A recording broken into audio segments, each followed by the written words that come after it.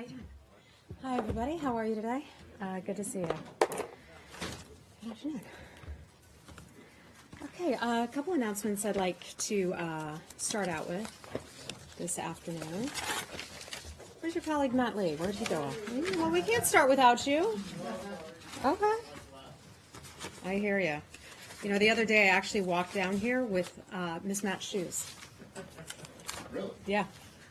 One shoe was leopard, the other shoe was gold. And I've just misplaced my toppers. Oh. I'm so sorry. So could you bear with us for 1 second? My apologies. How's everybody? Good. Okay. Isn't wearing mismatched shoes a fireable offense in your former profession? It probably would be, yeah. I thought about getting away with it. I said, nobody's going to care here. But my male colleagues convinced me otherwise. Gold and leopard, I don't know. Thank you so much. Sorry about that. Okay, a couple things going on today. First, I'd like to announce a project that we're pretty excited about, and this is over in Jordan. We're pleased to announce today that the Department of State and the government of Jordan have inaugurated a new regional counterterrorism academy in Jordan.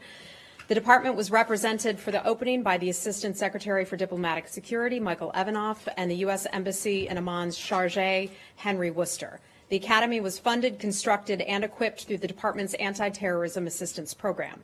Once it's fully operational, the new training center will double ATA's regional counterterrorism training capacity in the country of Jordan. Through the ATA program, Jordan has become a regional training hub for Jordanian police and police from at least 21 other nations. The department's ATA program receives funding and policy guidance from the Bureau of Counterterrorism and is administered by the Bureau of Diplomatic Security and its Diplomatic Security Service. So we're pleased to announce the opening of that. Secondly, it had to be moved from yesterday because of the weather. It will now be held tomorrow, and that is the International Women of Courage Awards here at the State Department. Tomorrow, our Deputy Secretary of State, John Sullivan, will present the 2018 Secretary of State's International Women of Courage Award with remarks from First Lady Melania Trump to honor 10 extraordinary women from around the world. It's now in its 12th year. The Secretary of State's IWOC Awards recognizes women around the globe who have demonstrated exceptional courage and leadership in advocating for peace, justice, human rights, gender equality, and women's empowerment, often at great personal risk and sacrifice. Since the inception of this award in 2007, the State Department has recognized more than 120 women from 65 countries.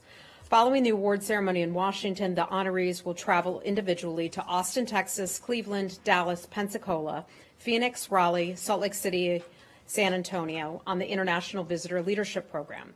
American organizations and businesses will host the awardees and collaborate with them on strategies and ideas to empower women in both the United States and abroad. The awardees will reconvene in Los Angeles for a closing ceremony before returning home to their home countries.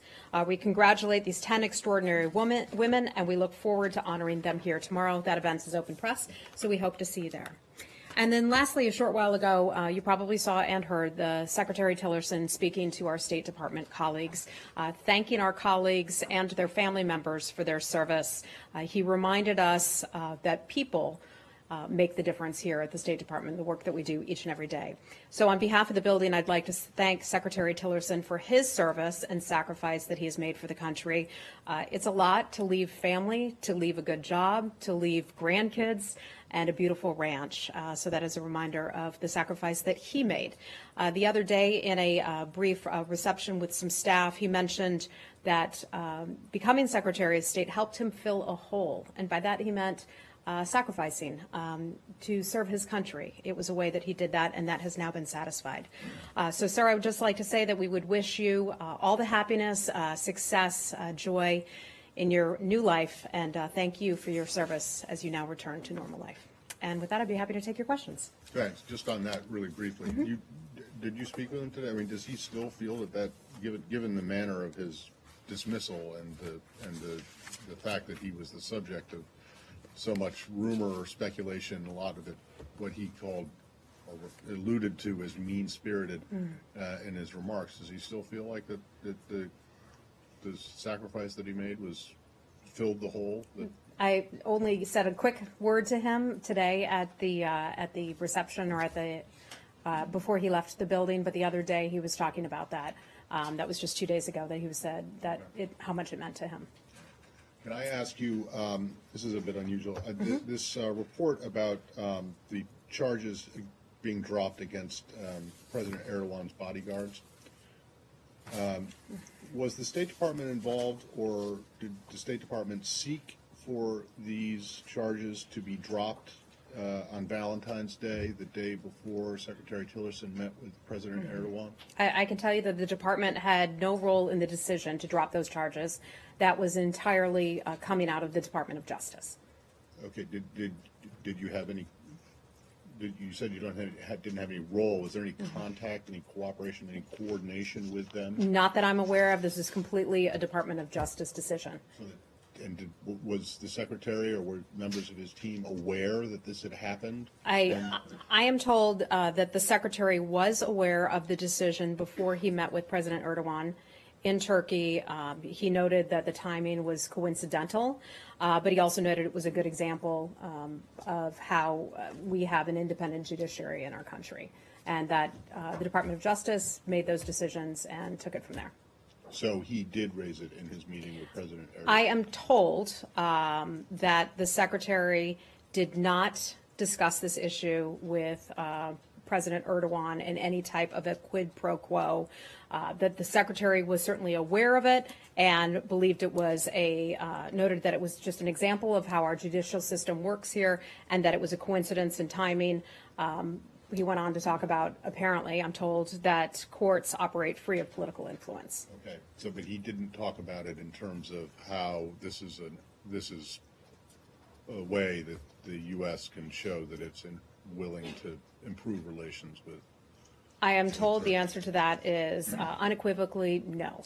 Okay. So you keep prefacing this with "I am told." Well, I I didn't ask him this question. This story just came out this morning. I've not spoken to him today, and I was not there. Right.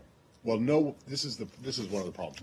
No one else was there, except for the foreign minister, which was noted as unusual, as being unusual at the time. And I would just wonder that, wouldn't it have helped to have at least one other U.S. government official in the room when this meeting was going on, so that there could be this kind of thing? You wouldn't have to say "I am told." It would be coming straight from, Matt, yeah? I understand. All right. I completely understand. Can I pick up just on a bit on Tillerson?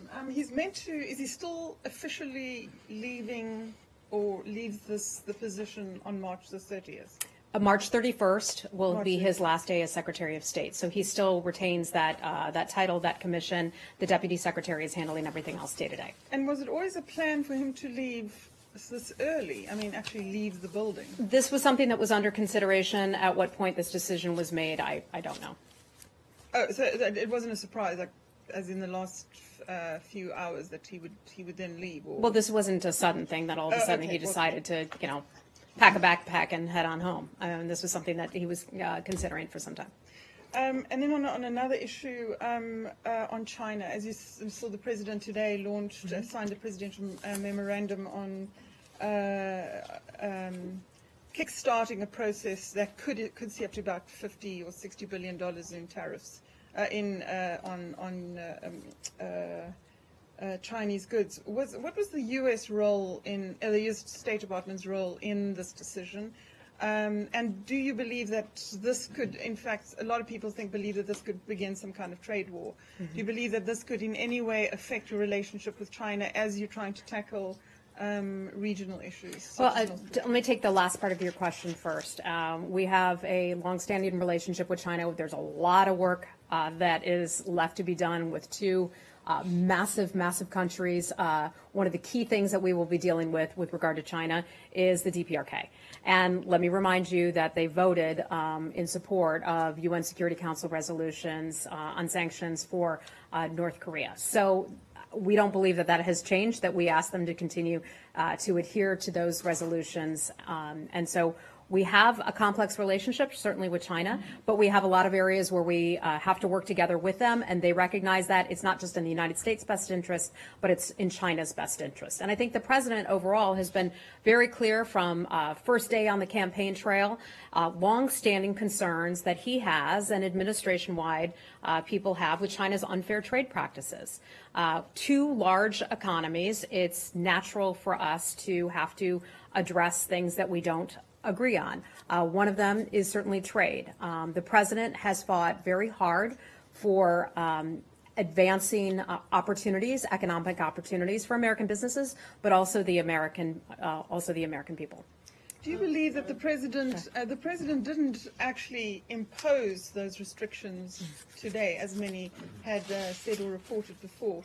Do you believe that this could be leaving some kind of door open to the Chinese to negotiate some kind of? I'm not going to speculate on that. The U.S. Trade Representative issued a pretty thorough report about their concerns with China's unfair trade practices. I can give you a copy of that if you like, and so they are handling much of this. I'm just trying to get to the relationship, which is a foreign policy and a diplomatic relationship, which also affects, those moves also affect this building. So do you see any kind of impact on on the relationship between this department? Well, as I said, I think China recognizes and we recognize that we have to work together on a lot of areas of mutual interest. But the president has made very clear from the beginning. Remember, it was a year ago, I think it was a year ago this time, that he sat down with President Xi at Mar-a-Lago.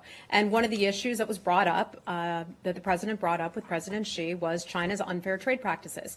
We had our 4 strategic dialogues last year, all of them completed. One of them specifically was on China's unfair trade practices. So this announcement would come as no surprise to the Chinese. The president is looking out for the best interests of the American public and American companies, and this is one step that the administration has decided to make.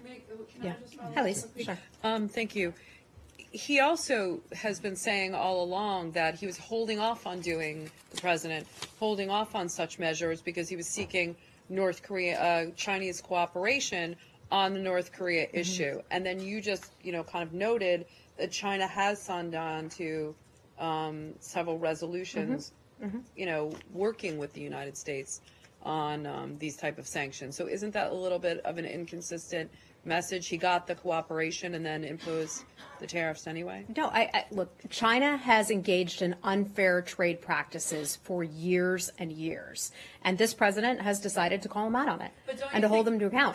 That's a fair point. But at the same time, do you think it was wise to kind of tie the imposition of these type of tariffs to Chinese cooperation on other national security issues, which you are getting? Look, China has been cooperating with us for the most part. We always say that they can do more on the issue of North Korea and denuclearization. This is not just something that the United States is asking for, cooperation on denuclearization of the Korean Peninsula. Many countries are, including China. So it's not just in our interest to get Kim Jong-un to give up his weapons programs. It is in the interest of China as well, and we think that China recognizes that.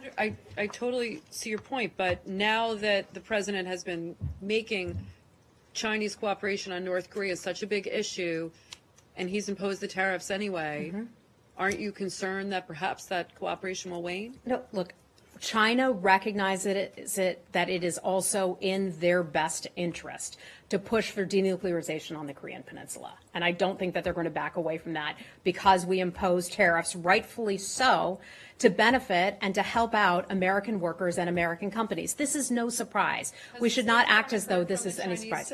Not to my awareness. Okay. All right. Hey, Nick. Can you just explain what he's doing until the 31st, since he still has the title of Secretary of State? My understanding is that he's headed back home, and beyond that, I'm unaware. But he, when he met with Director Pompeo the other day, he offered to stay in touch and provide assistance if Director Pompeo should need any assistance. But if there's no sort of formal duty, why is he retaining that title? My understanding is that because his commission is up on March the 31st. Okay, and then just to follow up on the redesign, what is the status now of the redesign now that he's left the building? Is that being frozen? Or? It's called the Impact Initiative now. The status of it is that it goes forward. We will largely maintain sort of an even course, a steady course between now and the time that if Director Pompeo, if the Secretary Designate does become the next Secretary of State, we want to keep things calm for him, ensure an orderly transition, hand things over to the Secretary Designate if he becomes the Secretary of State.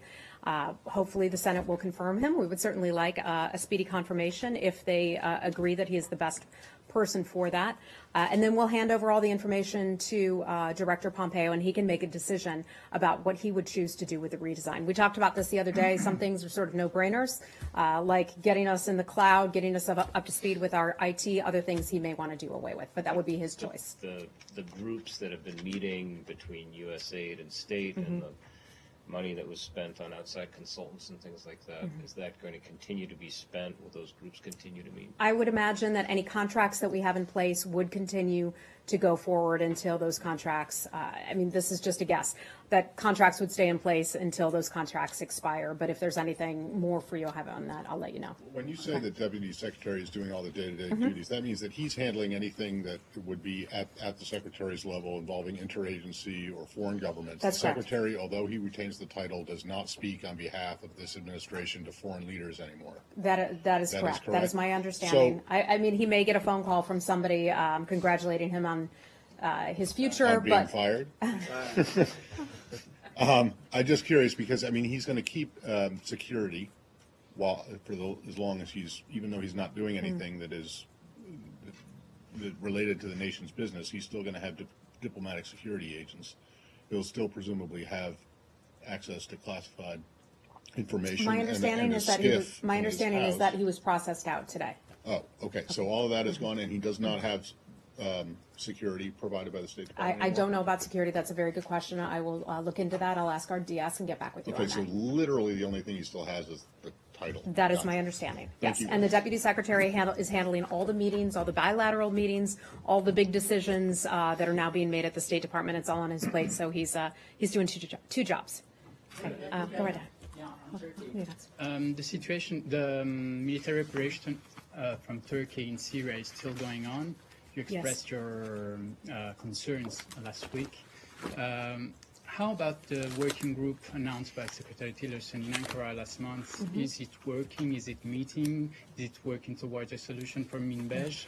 I saw the readout of President Trump called with President Erdogan a few minutes ago. There was even a mention about Syria, about this situation. What are the steps you can? Well, as you well know, just because a readout states a certain number of things or issues were addressed does not mean that other things weren't discussed as well. Often more delicate things we will handle in private conversations. So I'd have to... It means that they didn't think it was worth thinking. Not necessarily. Mention it No. You cannot make that assumption. It sometimes means that things are delicate and we choose to not put it in a readout because it's delicate, and we sometimes think that we can best handle complicated negotiations in a more private fashion. In some countries, that's more important than with other countries. I'd have to refer you to the White House, though, for any additional details on the president's call with President Erdogan. But I can tell you that was something, the mechanism was something that was agreed to between Secretary Tillerson and Secretary Erdogan about a month ago. We did have the first of that the first of that mechanism meeting here in Washington about 2 weeks ago. We had about 24 Turkish officials who came to the United States, meeting with about 24 State Department officials. That was on, I think it was a Thursday or Friday, and that was here at the State Department, so I'm guessing you all missed that, right? We got them in and out the doors without you guys all realizing, right? So those conversations are happening. Deputy Secretary Sullivan spoke with his counterpart over the weekend, and then the president spoke to President Erdogan. So clearly those conversations are very important. As a NATO ally with a lot of stuff going on in Syria, we have a lot to talk about with the Turkish government. So, Heather, you're not saying that readouts of conversations that are issued by this administration should not be taken as faithful representations of the content of what was discussed? I'm just saying, look, a readout gives a broad overview of what was discussed, but not everything in the readout is going to be what was discussed. Some things we don't put in every single detail about that, and that's private diplomatic conversation, and that's standard, normal from administration to administration. You know that. Okay. Does the mechanism plan to meet again, or When we have a meeting to announce, we'll certainly let you know. Okay. Hi. Yeah, go right ahead. I'll come back. I I often ask you about the Palestinian teenager Ayat Yes. Tamimi. Yesterday, the Israeli court behind closed doors sentenced her to 8 months in prison for slapping an Israeli soldier. On the same day, they reduced the sentence of an Israeli soldier who killed an incapacitated Palestinian in cold blood to almost the same amount of time. Is, in your view, the Israelis sort of deal with the Palestinians with a different scale of justice altogether? Saeed, I think I'm not going to answer that question. That would be entirely up. No, that would be entirely up to law enforcement. I'm not there to see all the details of the case, so it would be very unfair for me to comment on that. You know, we have talked many times about the importance of fair trials, about the importance that all individuals be treated humanely. I mean, this is nothing new. We've had this conversation many times So before. you think that by sentencing this young girl to 8 months in prison for slapping a soldier is basically justice was being served? How many times have I said this? We believe that all people, especially children, should be treated humanely and fairly, and their human rights should be respected. We've talked about that many times before. Our position has not changed. So you're not appalled by any measure by the fact that a young girl gets sentenced to 8 months in prison and a person who killed another person in cold blood. I'm not saying that. served I'm almost just the saying same I'm not amount of going to time? weigh in on a case that took place in another country that would entirely be a matter for them to address with you. Okay? Lori, To hi. go back to Turkey, the foreign minister yesterday said in response to your comment that there may not be an agreement on manmage, but there is an understanding. Is there an understanding? If so, can you explain We're going to start splitting hairs here, right? Between agreement, understanding, all of that. I can just tell you that our talks with the Turkish government are ongoing. Those talks have not been concluded at this point, and we look forward to continuing our conversations with the government. Okay, they also seem to threaten an attack on Manbij as well. What is your response to that? U.S. forces are located in Manbij. We have made it very clear with the Turkish government that we continue to operate there.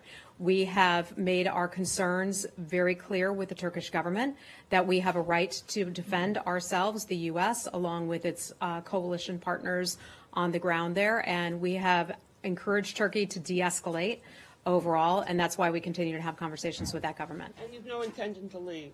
We have no intention to leave, but beyond that, I'd have to ask you to talk to DOD. Okay, and the Iraqi Kurds are very happy now that the airports have been opened. But there's one important issue outstanding, and that's visa regulations. Up until now, people with American and EU passports could travel to the Kurdistan region airports without visas if you had a U.S. or EU passport. That now may change. Do you have a reaction to that? And are you concerned that a country like Iran, which has influence with the Iraqi Interior Ministry, might be exercising control over this? I can tell you, I've just heard that report. It's still hypothetical, so I just don't want to comment on something that's a hypothetical like that, okay? Hey, Abby. Do you have any information on reports of the death of a U.S. citizen, Andrew DeRogi, an Amherst College student in Mexico City? Yes, I just heard about this as I was coming out here, that a young man had died in Mexico.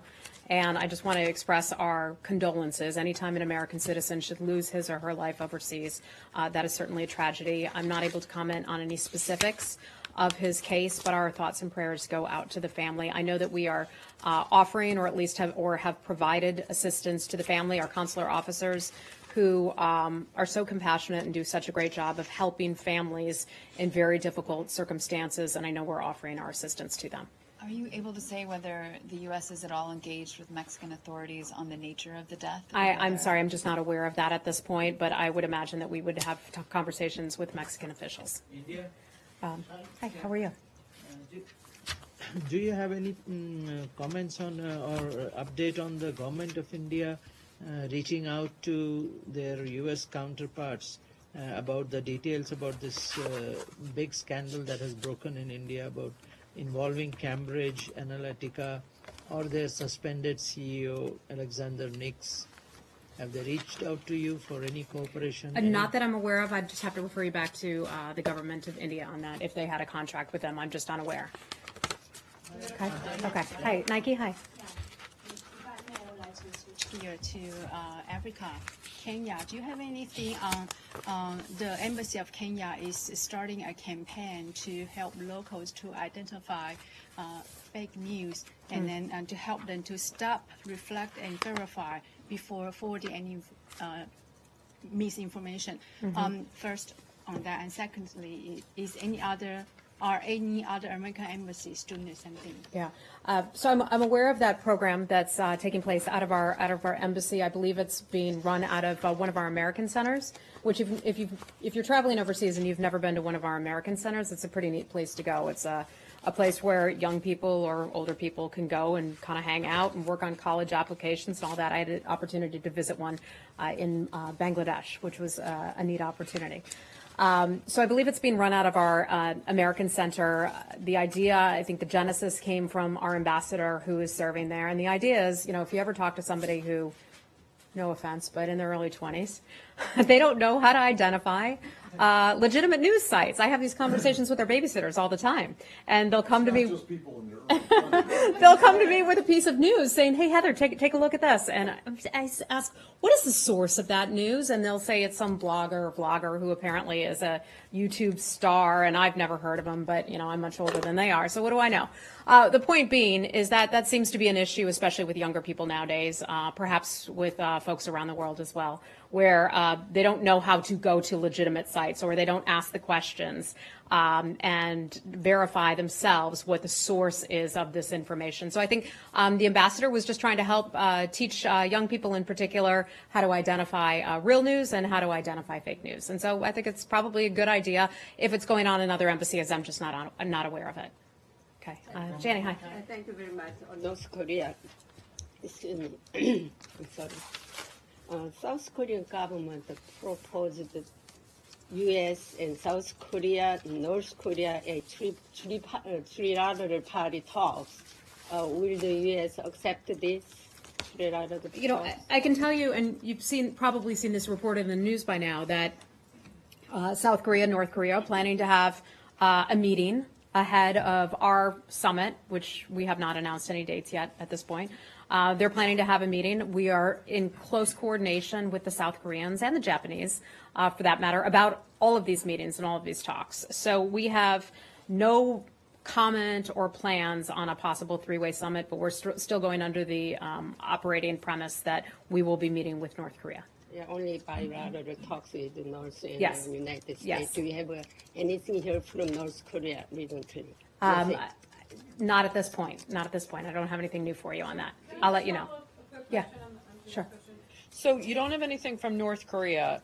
Are you just basically kind of making plans going ahead on what the North Koreans are telling you? I mean, wouldn't you like to hear from the North Koreans that they're... Well, that's why I go back to our close relationship with South Korea. I mean, South Korea has been perhaps our best interlocutor in dealing with this issue. As neighbors, as two countries that had preliminary meetings already, they worked out some of this framework at the Olympics, and so we trust our allies and partners, and so we trust South Korea. So certainly. But don't you feel a little bit uncomfortable about going ahead and making preparations for a meeting with another country that you haven't even had an official confirmation directly from? This is just complicated diplomacy, Elisa. I think that's just the way it works. We are looking forward to having these meetings and conversations, and we trust our South Korean allies, and we trust the Japanese, and this is an U.S. government-wide program, which we're standing by. Don't you need at some point some kind of official confirmation? Look, I'm not going to get ahead of that. North Korea? I'm not going to get ahead of that. I'm not going to speculate. I think where we are right now, we're doing just fine. Okay. Okay. Hold on, Connor, go ahead. Give your response to the budget that was passed yesterday or today. The president is expected to sign. They actually gave you a 4% increase over last year's budget, not the nearly 1/3 cut that the administration had proposed. Just your response to that, and if you plan on actually spending all of that money. I guess I would say thanks, Congress, and thanks to U.S. taxpayers, and we will take our lead from OMB and from Congress on that. Okay? Yeah. What does that mean? We'll take your lead from OMB. Well, what we end up being given, we look forward to that. Well, the White House is going to sign it, so this is almost $56 billion, which is, as you mentioned, almost 4% more than last year, and a lot more than what the administration was asking for, that Secretary Tillerson, soon to be ex-Secretary Tillerson, endorsed. So can you assure the people who are working for this building that this money that you will take it and you will spend it? I'm not aware if we ever just sit on money, but look, I can just say we thank the Congress and thank them for their work and for the faith in the State Department. And you know, a lot of folks complained last year when we didn't have enough money, and now if we're getting more money, I don't see the need for complaints. What I'm getting at is that you're not opposed to this. The building, the administration is not opposed to an increase in funding for the Function 150. I can't imagine that we would be opposed to. I'm sorry. I can't imagine that we would be opposed to an increase in funding. We're in a transition period now where we will hopefully have a new secretary coming in, and he can make some of those determinations at that point. Wait, hold on. Go ahead, Rich. Yeah. Is the transfer of the $40 million from the Pentagon to the State Department for the Global Engagement Center complete, and is there a status update on getting the expansion of that office started? Sure. So part of what we're doing is awaiting the funds from the Department of Defense for the Global Engagement Center. That's $40 million. That memorandum of understanding was signed a few weeks back. Last I checked, as of Tuesday or so, that money had not been sent over yet, but I know that DOD had to look through some of its various programs and decide where it was going to take that money from. I think it wasn't just sitting in a pot earmarked for the Global Engagement Center. So what we're doing is taking a look at our overall priorities. Look, one of the big issues that has been going on for far too many years now is the horrific fight against ISIS. And so the Global Engagement Center has been engaged in fighting ISIS and trying to turn around that messaging. We don't want more people to join ISIS. We want to turn people away from ISIS. So that has been one of their priorities. And then about a year and a half ago or so, an additional priority was added to the Global Engagement Center, and that is countering state-sponsored propaganda. So that is something that's still getting ramped up. Part of my job here will be to really focus on this. I see that as a very important issue. When we look at the propaganda that we see coming out of governments, including Russia, including Iran, including China, and there are others out there that exist, but those are just the top three that come to my mind.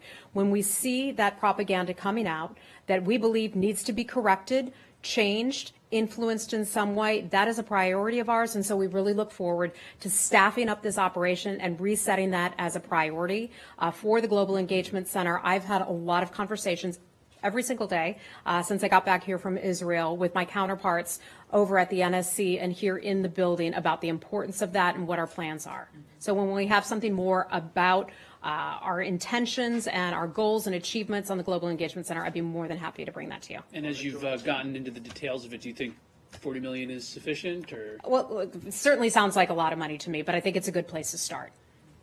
Okay. Go ahead. Saeed, I already called on you. Go ahead, sir. Hold on, come on. We go to somebody else, right? Our Kurdish friend. Yeah, go ahead. Turkish jets attacked 3 Kurdish villages in northern Iraq and killed 4 civilians.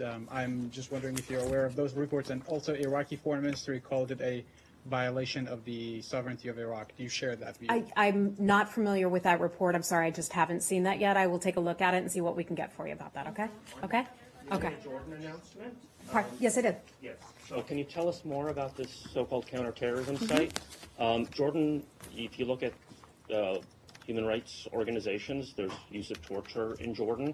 What is the State Department position on torture, including methods like waterboarding? Does the State Department regard that as illegal? I think that the United States' long-term cooperation with our strong partner in the Middle East, Jordan, is very well known, very well established. Our relationship with Jordan is as strong today as it was a few years ago, as it was 10 years ago, 15 years ago, and much further back than that.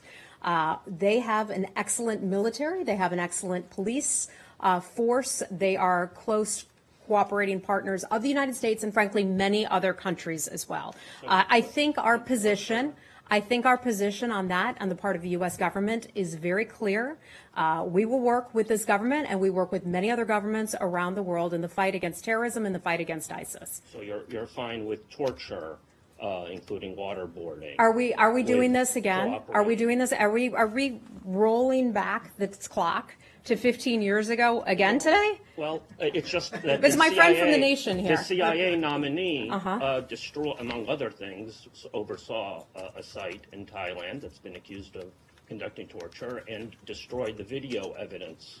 I'm of it, pretty which sure that I was- work for the State Department Right. and not the Central Intelligence But I'm Agency. not So if winding you back have the if you clock. have any questions This about that, I'd refer administration you over to is that wi- building. This administration is winding down the clock, so I'd like an answer to the question rather than a diversion that I'm winding back the clock, because this administration is winding back the clock. I don't know. I don't you know don't how wanna you. answer the I don't. question. I don't know how you think that. I think our position on torture, on human rights, is very well known. We support the government of Jordan. We do not support. We do not encourage any of that kind of use that you Waterboarding allege. legal in your view? The U.S. government has declared that. I don't recall the exact year, but a few years back, maybe it was 7 or 8 years ago, said that that is not a technique that the U.S. government endorses. There was a time that the U.S. government had told personnel that it could use that. And I will remind you, let me just remind you and go on a little sidetrack here, that our military forces, when our special ops go through that training to become special forces, Navy SEALs, all of that, they go through that training. They go through what you're referring to as torture. I just want to put that out there, that still exists So the today. State Department view is that waterboarding is torture and is I'm illegal. not going to go back and have this It's a simple conversation with question. you once again, okay? It's a simple I think we've question. taken enough time on this, and let's move on. Saeed, go right ahead, and then we'll come to China. Could you share with us what is the update on Ghouta?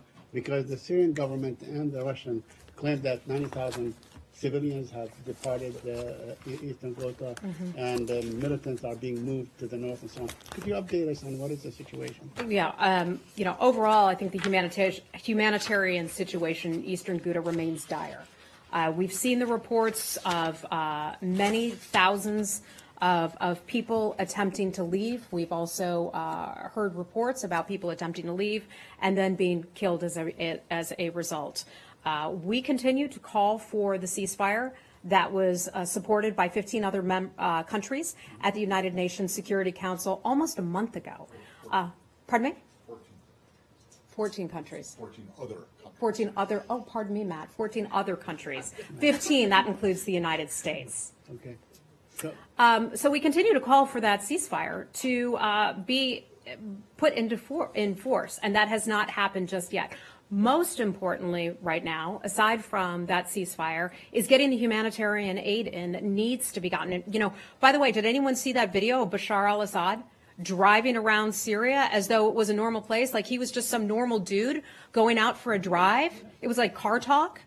I don't know what was up with that, but what that man should do is stop killing his own people. Stop killing innocent civilians. Adhere to the UN-led ceasefire resolution that was passed by 15 countries, Matt, which includes the United States. Adhere to that. Let the humanitarian aid get in.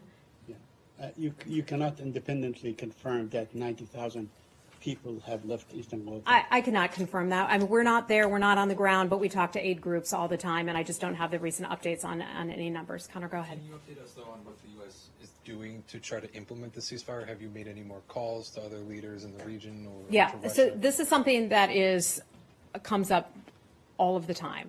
The U.S. government is in constant communication with our foreign allies and partners about the situation here. We have Ambassador Haley is hard at work on some activities and actions at the United Nations. There may be, and I don't want to get ahead of anything that she could announce, but certainly looking at other resolutions, and that may be something that we can put in sort of our arsenal, if you will. One of the important things is holding someone responsible for the use of chemical weapons.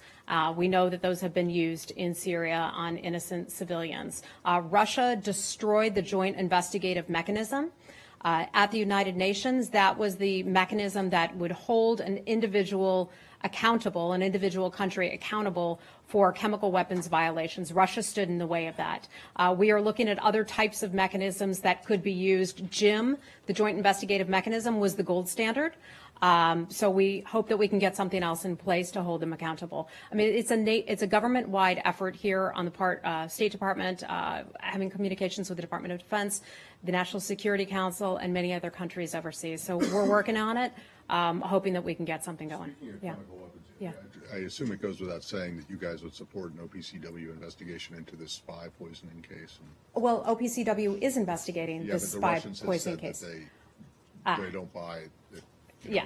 Okay. So, as many of you know, Russians, I think it was yesterday, said that, this could have come, the poisoning could have come from yet another country, which is ridiculous. I mean, we put out a statement about that saying, that is a joke that it could have come from another country. We've seen Russian claims like this before, when Russia claimed not to be responsible for its little green men in Ukraine, where Russia claimed to not be responsible for the downing of the Malaysian air flight in 2014 over Ukraine. We've seen Russia continue to perpetuate the conflict in eastern Ukraine. They make a lot of claims. I think it's pretty clear we stand by the Brits, as do many other countries, that Russia is responsible for this. Okay, we're gonna have to wrap it up and leave it there. Go right ahead, sir. Thank you very much, Madam. As far as the China action is concerned, finally this president took action against China, because I have been saying for many, many years, according to the press reports, China has been using, as far as prison labor and also cheap labor. So my question is, are you sending a message to China that respect human rights and rule of law, freedom of the press, and freedom of religion, among others, and also stop arresting the the innocent people for the cheap labor? Yeah, sir, despite what our friend here from the nation may think, the United States consistently stands up for human rights. China is one of those countries where we have those conversations where we talk about the importance of freedom of religion, human rights, fair trials, and all of those other things and ideals that the United States government holds near and dear to our hearts, because that's fundamentally what we believe in. We speak to other governments, China in particular, about media freedoms and all of those things consistently in all our diplomatic conversations. I'm going to have to leave it at that. Yeah. Go ahead. Go ahead. Go ahead. Before you get to excuse me, before you get to Saudi, can you? I had this question I've been trying to ask for 3 days now about this case in Bahrain, about Dua Awadeh, who was convicted yesterday, sentenced to 2 months in absentia. Do you have anything to say about that, given what you just said about calls for free trial? And that is fair something trials? that is something that we talk with our partners in Bahrain. We have those conversations with the government of Bahrain, with Saudi Arabia. We have difficult conversations with countries that we also have relationships with. That is a fact. We hold our ideals near and dear to our hearts. Those consistently come up in our private conversations with other governments who don't adhere to those ideals that we believe are so important. Excuse me, I'm talking to Matt here.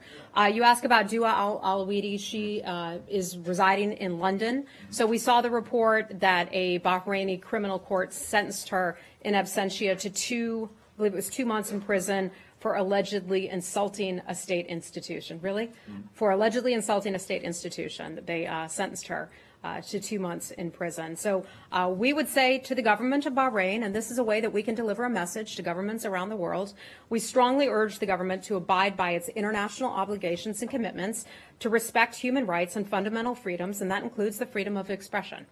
Okay. Go ahead. Excuse me, sir. Excuse me.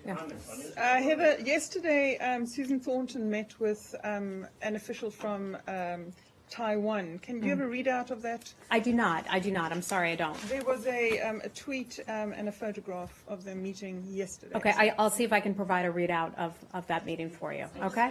Okay. Sir, I will let you take that last question, then we got to go. Go ahead. So you talk about, first of all, could you address Saudi Arabia, and why is it that your closest ally in the region seems to be Saudi Arabia and Israel? You talk about a trial in Bahrain, but you don't address it when it comes to when it comes to Israel. Why is that? Look, that is a very sensitive matter, and we handle conversations with different governments differently about sensitive matters. We don't take the same approach with every single government, the kinds of conversations we have. Okay? And no, I'm not saying that at all. Not saying that at all. We have to leave it there. Thank you.